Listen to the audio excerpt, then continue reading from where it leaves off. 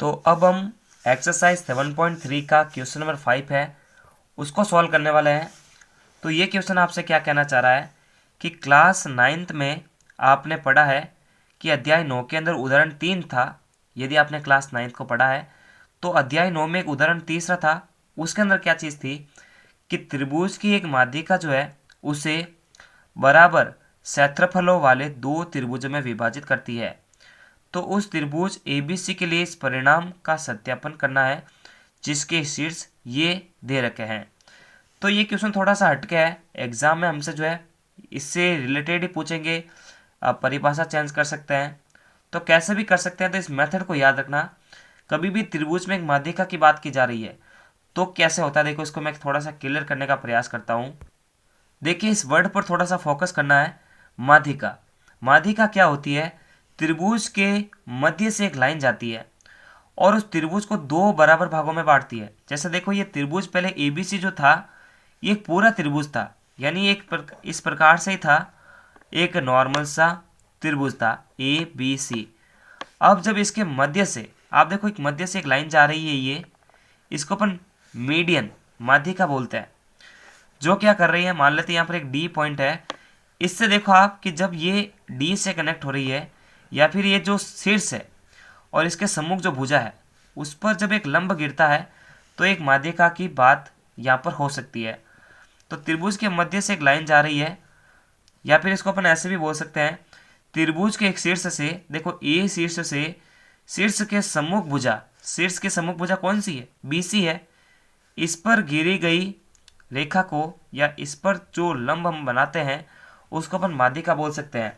या फिर ऐसा भी बोल सकते हैं कि जो त्रिभुज को बराबर क्षेत्रफल वाले दो भागों में विभाजित करती है उस रेखा को अपन माध्यिका बोल सकते हैं, या उस रेखाखंड को भी हम माध्यिका बोल सकते हैं। तो ऐसी परिभाषा फिलहाल पूछी नहीं जाती है। इतना ही ध्यान रखो कि त्रिभुज के मध्य में से एक लाइन जाती है जो एक शीर्ष से या शीर्ष की एक सम्मुख भुजा पर डाली जाती है और वो एक लंब की तरह होती है, तो उसे अपन माध्यिका बोल सकते हैं, जो उस त्रिभुज को बराबर क्षेत्रफल वाले दो भागों में बांटती है। तो आप खुद देखो इस ABC के अंदर AD जब एक माध्यिका गिरती है तो ये त्रिभुज जो है दो भागों में बढ़ता है। पहला भाग तो होगा ये वाला, सेकंड भाग हो गया ये वाला, यानी ABD और ACD। अब हमें यह सत्यापन करने को कह रहा है कि इन दोनों का क्षेत्रफल बराबर है या फिर नहीं। तो हम इसको कैसे चेक कर सकते हैं? अब देखिए इस त्रिभुज के हमारे पास में शीर्ष दे रखा है। इस क्वेश्चन में आप खुद देखो सबसे लास्ट वाली लाइन इन्होंने लिख रखी है कि उस त्रिभुज ABC के लिए इस परिणाम का सत्यापन करना है जिसके शीर्ष ABC दे रखा है। देखो मैं आपको लिख के भी बताऊंगा, किताब में लिख रखा है। वैसे A के जो शीर्ष है वो 4, -6 है, B के शीर्ष है 3, -2 और C के जो शीर्ष है वो 5, 2 है। ये शीर्ष दे रखा है और ये जो शीर्ष है इस त्रिभुज के, देखो मैं थोड़ा सा डायग्राम जो है बड़ा कर देता हूँ। ये तो मैंने खाली आपको समझाने के लिए लिखा है। देखो मैं इसको डायग्राम को थोड़ा सा बड़ा कर देता हूँ। ये अपना त्रिभुज है ABC। हम इसको बहुत आसान तरीके से कर सकते हैं, थोड़ा सा ध्यान रखना बस आपको। ABC, अब देखिए A का निर्देशांक कितना है? 4, -6, ठीक है। B का कितना है? 3, -2 और C का हो गया 5, 2। ये इसके निर्देशांक है। और जब माध्यिका की बात हो रही है तो यहाँ से यहाँ तक एक लाइन खींचनी पड़ती है, इस पर एक लंब डालना पड़ता है, AD मान रहे हैं उसको। और जब ये मानते हैं तो ये खुद कहना चाह रहा है कि यदि इसके शीर्ष ये हो तो फिर ये चीज़ सिद्ध करके दिखाओ कि माध्यिका जो है इस त्रिभुज को बराबर दो क्षेत्रफल वाले त्रिभुजों के अंदर व्यक्त कर रही है। तो हम क्या करेंगे, इस ABD का क्षेत्रफल और ADC का क्षेत्रफल निकाल के जो है देखते हैं क्या इस 1 नंबर त्रिभुज का क्षेत्रफल इस 2 नंबर वाले त्रिभुज के क्षेत्रफल के बराबर है। तब तो ये नियम सही है, ये नियम सत्यापित हो जाएगा। ठीक है, कि त्रिभुज की जो माध्यिका है इन दोनों को बराबर क्षेत्रफल वाले दो त्रिभुजों में व्यक्त कर रही है। तो देखिए आप खुद देखना एक चीज़ को कि हमें अगर एक त्रिभुज का क्षेत्रफल निकालना है इस प्रश्नावली के हिसाब से तो हमें क्या चाहिए? तीनों निर्देशांक चाहिए। फिलहाल यहाँ पर आप खुद देखो कि यहाँ पर जो है ABD की बात कर रहे हैं तो यहाँ पर देखो A का निर्देशांक है, B का भी है, लेकिन D का कहाँ पे है?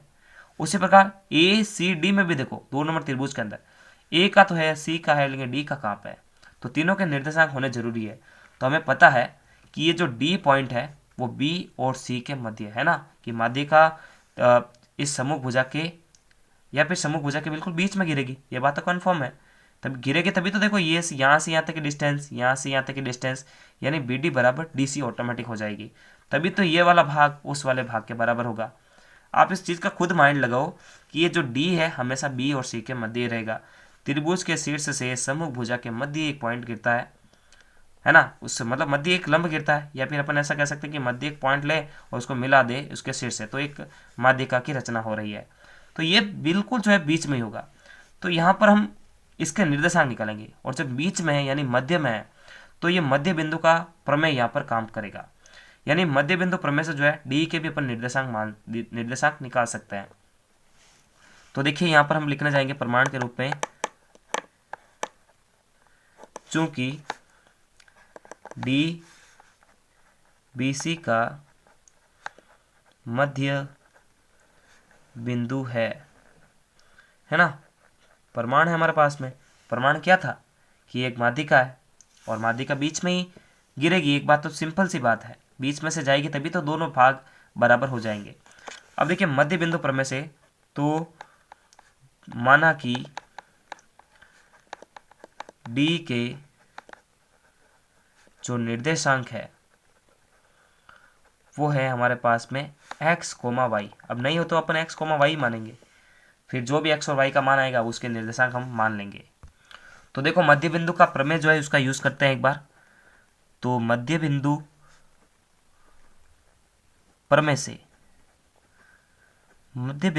से देखो क्या होता है। मध्य बिंदु का प्रमेय, x का मान कैसे बाहर आता है, y का कैसे आता है, तो x और y दोनों के लिए अलग अलग फॉर्मूला है। x1 प्लस x2 बट्टा 2 करते हैं तो x का निर्देशांक बाहर आता है, और जब y1 बट्टा y2 करते हैं और 2 का भाग दे देते हैं तो y का निर्देशांक बाहर आके निकल जाता है। तो देखो आप ये जो D पॉइंट है और इसके निर्देशांक हमने मान रखे हैं x, y। मध्य बिंदु का निर्देशांक यानी D के निर्देशांक निकलेंगे x1 प्लस x2। यहाँ पर देखो x1 y1, इसको मैं एक बार लिख देता हूँ x1 y1, इसको x2 और इसको y2। x1 प्लस x2 यानी 3 प्लस 5, ऐसे ही तो लिखा जाएगा। x का मान निकालना मेरे को यदि, तो यहाँ पर देखो x बराबर x1 हमारे पास में 3 है, x2 हमारे पास में 5 है, बट्टा 2, तो 3 और 5 हो जाएंगे 8, 8 में भाग देंगे 2 का तो आएगा 4। x का तो मान निकल गया 4 है ना, यहाँ से एक निर्देशांक आ गया 4। y का भी निकालते हैं तो y1 प्लस y2 यानी y1 हमारे पास में देखो माइनस का 2 है। देखो मैं एक बार लिखना भी चाहूँगा, y1 हमारे पास में माइनस का 2 है और y2 जो है वो प्लस का 2 है। दोनों का योग करते हैं फिर 2 का भाग देते हैं, तो 2 से 2 पहले ही कटेगा तो 0/2 आएगा, 2 का भाग 0 में देंगे तो 0 ही आएगा। तो 4,0 जो है इसका मान निकल के आ चुका है। अब हम क्या करेंगे, अब हमारे पास में जो है ABD त्रिभुज है और ACD त्रिभुज है, इन दोनों का अलग अलग क्षेत्रफल निकालेंगे बड़े वाले फॉर्मूले से। तो देखो कैसे निकालते हैं हम, सबसे पहले जो है इस वाले का निकालते हैं यानी ABD का निकालते हैं। तो एक बार मैं बड़ा वाला फॉर्मूला लिखना चाहूँगा, एरिया ऑफ ABD। तो बड़ा वाला फॉर्मूला है 1/2 x1 y minus Y plus x2 y minus Y plus x3 y minus Y. अब फिर वही कोड याद रखना आपको, 23, 31 और 12, ये कोड याद रखना चाहिए। अब हमारे पास में जो है ना सभी के मान होने चाहिए, तो ABD के हिसाब से जो है सभी निर्देशांक एक बार मैं लिखना चाहूँगा ABD के हिसाब से, ठीक है ना। मैं एक बार आपको चेक करवा देता हूँ, हम इसकी बात कर रहे हैं A, B और D यानी त्रिभुज नंबर 1 की बात कर रहे हैं, इसका एरिया निकालेंगे, फिर उसी प्रकार इसका भी निकालेंगे, फिर दोनों को एक दूसरे के बराबर रखेंगे, फिर चेक करेंगे यदि दोनों एक दूसरे के बराबर रहेंगे तब तो ये माध्यिका बिल्कुल जो है एक त्रिभुज को बराबर क्षेत्रफल वाले 2 त्रिभुज में विभाजित करेगी, ठीक है। तो यहाँ पर देखो ABD ले रहे हैं अपन, तो x1 y1 x2 y2 x3 y3। तो देखो मैं इसको जो है यहाँ पर लिख देता हूँ एक बार ताकि हमारे को सहूलियत हो थोड़ी सी। मैं लिखना चाहूँगा, यहाँ पर लिख देता हूँ एक बार, चलो x1 y1, ठीक है, x2 y2 x3 और y3। तो देखिए x1 क्या था, x1 था 4 और x2 था वो हमारे पास में 3 था, माफ़ करिएगा मैं यहाँ पर गलती से लिख रहा हूँ, x2 जो था हमारे पास में 3 था x3 हमारे पास में जहाँ वो था 4। उसी प्रकार y1 हमारे पास में क्या था, माइनस का 6 था। y2 हमारे पास में माइनस का 2 था। और y3 जो है हमारे पास में 3 था, माफ़ करेगा 0 था। ठीक है ना। तो यहाँ पर हमने ABC के, माफ़ करेगा ABD के निर्देशांक लिख रखे हैं और इसके जो मान हैं हम यहाँ पर रखेंगे। फिर इसको थोड़ा सा कैलकुलेट करेंगे, तब जो है हमारा मान एकदम तरीके से निकल के बाहर आएगा और हमारा जो रिजल्ट है वो भी बाहर आ जाएगा। तो बिल्कुल एक बार मैं चेक कर लेता हूँ, x1 x2 x3 y1 y2 और y3। ठीक है ना। तो सभी ठीक है, इसको बस यहाँ पर रख देता है।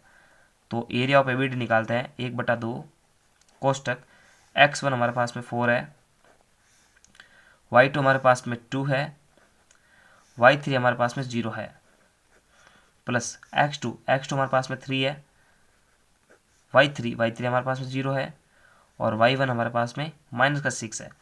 ये माइनस माइनस माइनस प्लस हो जाएगा। उसके बाद प्लस का x3 कितना है, 4 है। y1 हमारे पास में माइनस का 6 है और y2 जो है वो माइनस का 2 है। अब ये भी माइनस वो भी माइनस, जुड़ जुड़ के बन जाएगा, प्लस का हो जाएगा ना। ठीक है, प्लस का 2 हो जाएगा। अभी देखो इसको सॉल्व करते हैं, 1/2 कोष्टक। अब देखो माइनस का 2 0 में से घटेगा तो माइनस का 2 ही बचेगा और ये माइनस का 2 जब इंटू होगा 4 के प्लस से तो 4 दूनी 8 होगा, वो भी माइनस का 8। ठीक है। अब देखो 0 और 6 जुड़ के 6 आएगा, 6 होगा 3 से इंटू तो 36 हो जाएगा 18 प्लस। अब देखो इसको भी चेक करते एक बार, माइनस का सिर्फ जब प्लस के 2 में से घटेगा तो माइनस का 4 बार आएगा, दिख भी रहा है। और यही माइनस का 4 जब प्लस के 4 से इंटू हो जाएगा तो 4 चौक 16 बनेगा, वो भी माइनस का। ठीक है, अब इसको सॉल्व करते हैं, 1/2 कोष्टक माइनस का 8। अब देखो प्लस माइनस माइनस 18 में से आप 16 निकाल दो डायरेक्टली तो 2 बचता है। फिर देखो क्या बच रहा है अपने पास में, माइनस का 1/2 माइनस का 8। और देखिए यहाँ पर हमने थोड़ी सी गलती कर दी है, प्लस का 18 था माइनस का 16 था तो प्लस का 2 आएगा, है ना। बड़े वाले संख्या का चिन्ह काम आता है। तो देखो माइनस के 8 में से यदि 2 निकल के जाएगा तो माइनस प्लस माइनस बड़े में से छोटा निकलेगा और बड़ी संख्या का चिन्ह काम आएगा, तो माइनस का 6 होगा। तो भाग देंगे 3 आ जाएगा। अब देखिए क्षेत्रफल कभी भी जो है माइनस में काउंट नहीं होता है, ये चीज़ ध्यान रखना। तो इसको अपन जो है माइनस का 3 नहीं, प्लस का ही 3 वर्ग इकाई मापना पड़ेगा। ऐसे नहीं, बहुत सारे बच्चे इसको माइनस में रख के छोड़ देते हैं, फिर बोलते हैं कि सर हमारा रिजल्ट जो है वो तरीके से नहीं आ रहा है, यानी हमारा जो मान है वो आया है नहीं तरीके से। तो माइनस का चिन्ह हमेशा जो है पॉजिटिव माना जाता है, क्षेत्रफल हमेशा एक धनात्मक राशि है। अब देखिए हमने ABD का तो निकाल दिया इस प्रकार से, अब हम जो है उसी प्रकार से त्रिभुज नंबर दूसरे का यानी ACD निकालते हैं, तब जो है हमें ACD का मान प्राप्त होगा। फिर हम इन दोनों को एक दूसरे के बराबर रख के देंगे, यानी इसका 3 आया है तो उसका भी 3 आना चाहिए, तब तो ये बिल्कुल सटीक नियम है और ये सही नियम है। ठीक है, तो निकाल के देखते हैं एक बार। तो देखिए मैंने तीनों के लिए निर्देशांक लिख रखे हैं। अब मैं सूत्र भी लगा देता हूँ एक बार बड़ा वाला, 1/2 कोष्टक x1 y minus Y plus x2 y minus Y plus x3 y minus Y. फिर भाई 23 31 12 लिख देते हैं एक बार, 23 31 और 12 हो गया हमारे पास में। अब देखिए यहाँ पर ये सारे पहले जो मान है वो x1 x2 x3 है, तो एक बार लिख भी देते हैं। तो ये लिखना चाहिए आपको, है ना, x1 x2 x3 y1 y2 और y3। तो इसको एक बार चेक कर लेते हैं अपन किस प्रकार से आ रहा है ये।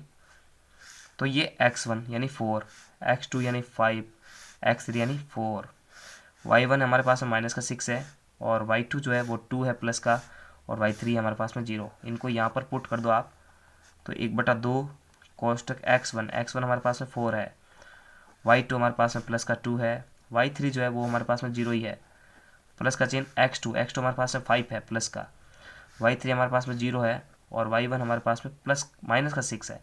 अब ये माइनस ये भी माइनस, तो माइनस माइनस हो जाएगा प्लस का 6, प्लस का चिन्ह x3 हमारे पास में 4 है, y1 हमारे पास में माइनस का 6 है और y2 जो है हमारे पास में प्लस का 2 है, तो ये माइनस का 2 हो जाएगा।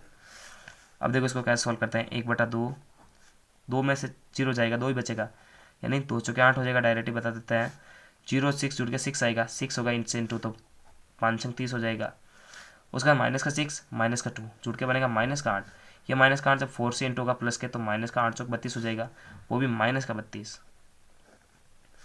तो 1/2।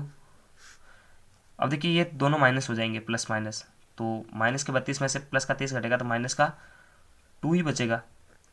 और देखो 8 में से 2 चला जाएगा तो 6 बचेगा, 6 में 2 जाएगा, 2 का भाग जाएगा 3 आ जाएगा। तो ये तो पॉजिटिव है या 3 वर्ग इकाई। अब देखो हमने त्रिभुज जो पहले वाले त्रिभुज का था, एरिया ऑफ ABD, उसका भी 3 था, और देखो इसका भी किस मतलब क्या निकल के आ रहा है, तो देखो ये भी 3 आ रहा है और वो भी 3 निकल के आ रहा है, यानी ये ACD की बात कर रहा है, यानी त्रिभुज 1 का एरिया 2 के एरिया के बराबर आ रहा है। तो ये जो नियम है, ये जो निर्देशांक है, इस नियम से या इस नियम के लिए जो है सत्यापित हो रहा है। तो हम क्या करेंगे, लास्ट में लिखेंगे इति सिदम, है ना, दोनों त्रिभुजों का क्षेत्रफल बराबर आ चुका है, अतः ये बात बिल्कुल सही है कि त्रिभुज की माध्यिका जो है उसे बराबर क्षेत्रफल वाले 2 त्रिभुजों में विभाजित करती है, ठीक है ना। तो ये सिदम हो जाता है। नमस्कार, थैंक्स फॉर वॉचिंग, और प्लीज़ मेक ए सपोर्ट। पूरे चैप्टर की जो प्लेलिस्ट की लिंक है आपको वीडियो के डिस्क्रिप्शन बॉक्स में मिलेगी, वहाँ जाकर बैक टू बैक सारे वीडियोस देख सकते हो। तब तक के लिए लाइक, सब्सक्राइब और शेयर करो। नमस्कार।